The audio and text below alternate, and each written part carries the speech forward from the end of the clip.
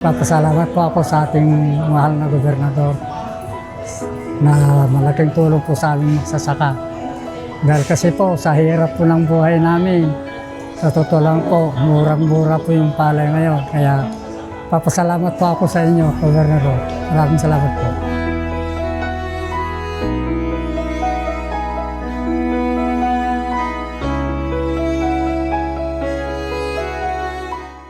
Sa provincial kasi, sa totoo lang, malaking bagay kasi na swerte sa amin na magsasaka.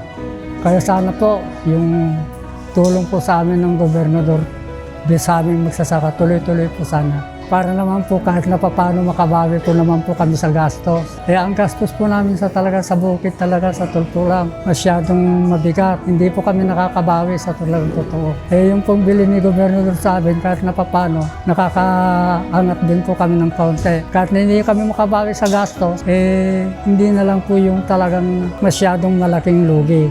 Sa amin po kasi sa talagang totalang inuutang din po namin yung iba na ginagastos po namin sa bukid. Kaya nga po, ang laking tuwa po namin kumuha sa amin si Gobernador ng 14. Dahil kasi pagkuha sa amin ng 8, ay wala na po kami talagang kita unabi.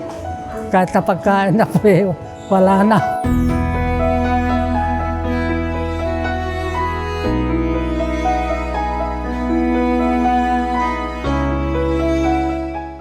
Kasi naka-Facebook kasi yung kay Gobernador, pinasubukan ko kasi pinatawag sa anak ko. Naka-contact naman po. Kaya po yung naka-usap kami na kukunin nila yung palay. Kasi yung MC kasi yung sa kay Gobernador kasi wag lang mabaho at saka maitim. Kahit nabasa kukunin. Sa talagang namimili, halos hihingi. Kahit na pambili lang ng binhi, ala na. Yung binhi po na binibili namin isa talagang totoo lang. Yung binili kong hybrid na 908, yung pong 21 kilos, 9,001 ang halaga. 1.3 po yung 3 kilo na binibili namin. Kasi gusto po namin talaga yung malaki ang ani. Kasi kung inbreed, ay wala pong wala pong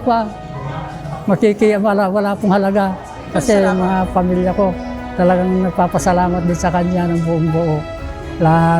Ganun din kay Ma'am Cherry. Salamat po. Yung treasure po namin, 8 lang po yung kuha. Ngayon po, nakakontak po namin yung kay Governor Umali at naman nung anak ko at yung nga po nagkatawagan.